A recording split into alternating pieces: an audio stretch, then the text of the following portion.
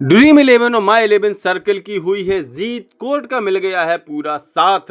जल्दी ही खेल पाएंगे मनी कॉन्टेस्ट हम फैंटेसी स्पोर्ट्स पर। ये 3 बड़े अपडेट के साथ आज का वीडियो मैं शुरू करने जा रहा हूं और इसमें मैं आपको बताने जा रहा हूं कि जो सरकार का गेमिंग स्पोर्ट्स बिल आया था उसमें एक बड़ी जीत हुई है ऐसी गेमिंग स्पोर्ट्स एप्स की, ऐसी गेमिंग स्पोर्ट्स कंपनी की, क्योंकि ये कंपनियां जा चुकी हैं अदालत और अदालत ने भी इस मामले में कुछ ऐसा रुख अख्तियार किया है कि लग रहा है कि शायद फैंटेसी स्पोर्ट्स वालों को जीत मिल सकती है और किसी न किसी तरह से मनी कॉन्टेस्ट फिर से शुरू हो सकते हैं। तो क्या है पूरा मामला, इसको हम जरा शुरू से शुरू करते हैं। आप सबको पता ही है कि ऑनलाइन गेमिंग कंपनी हो या फैंटेसी स्पोर्ट्स ऐप हो, इनको बंद करने के लिए सरकार एक ऑनलाइन गेमिंग बिल लाई थी। राष्ट्रपति की मंजूरी के बाद अब ऐसे सारे फैंटेसी ऐप बंद किए जा चुके हैं। लेकिन अभी हाल ही में कर्नाटक हाई कोर्ट में एक कंपनी ने अपनी याचिका दायर की थी और सैटरडे को इस मामले में सुनवाई भी हुई है। जी हाँ, A23 नाम की एक ऐसी कंपनी जो कि फैंटेसी पोकर खिलाती है, उसने एक याचिका डाली है कर्नाटक हाई कोर्ट में और फिलहाल इस कंपनी की इस मामले में जीत हुई है।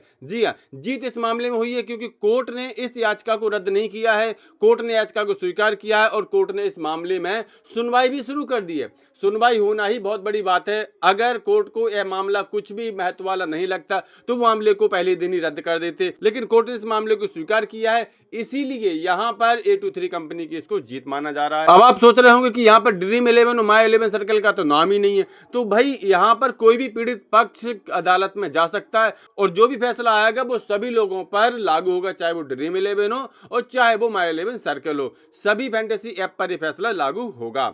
यहाँ पर कोर्ट ने मामले में हस्तक्षेप किया है और उन्होंने केंद्र सरकार से जवाब मांगा है।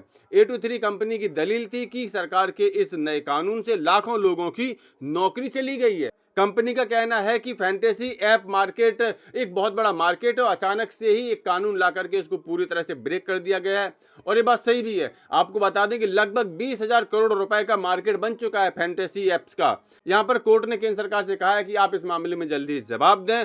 साथ ही साथ उन्होंने कंपनी को भी कहा है कि आप अपनी अन्य दलीलें भी आगे की सुनवाई में रख सकते हैं। हालांकि केंद्र सरकार के सॉलिसिटर जनरल तुषार मेहता का कहना है कि केंद्र सरकार कानून बना चुकी है और ऐसे में अदालतें अब इस मामले में हस्तक्षेप नहीं कर सकती हैं। लेकिन कोर्ट ने फिलहाल A23 कंपनी की याचिका स्वीकार करके सुनवाई शुरू कर दी है और अगली सुनवाई की तारीख 8 सितंबर लगा दी है। अब यहाँ पर देखना दिलचस्प रहेगा कि क्या फैंटेसी ऐप वाले यहाँ पर किसी प्रकार की राहत पा सकते हैं। हालांकि उनके पास अगर हाई कोर्ट में विजय नहीं मिलती है तो सुप्रीम कोर्ट जाने का रास्ता अब भी खुला हुआ है। लेकिन फिलहाल तो जैसा कि सॉलिसिटर जनरल का रुख समझ में आया है, उसके हिसाब से इन कंपनियों को कोई राहत नहीं मिलने वाली है। तो ऐसे में आप लोगों को क्या लगता है, क्या फैंटेसी स्पोर्ट्स ऐप जैसी इन कंपनियों को, इन ऐप्स को कोई राहत मिलनी चाहिए? क्या फिर से मनी कॉन्टेस्ट शुरू होने चाहिए या फिर केंद्र सरकार का बिल बिल्कुल सही है और जो केंद्र सरकार ने किया है वो बिल्कुल सही किया है? इस बारे में अपनी राय कमेंट करके जरूर दें। साथ साथ स्पोर्ट्स के सभी अपडेट्स के लिए सफलता नामा चैनल सब्सक्राइब जरूर कर लें।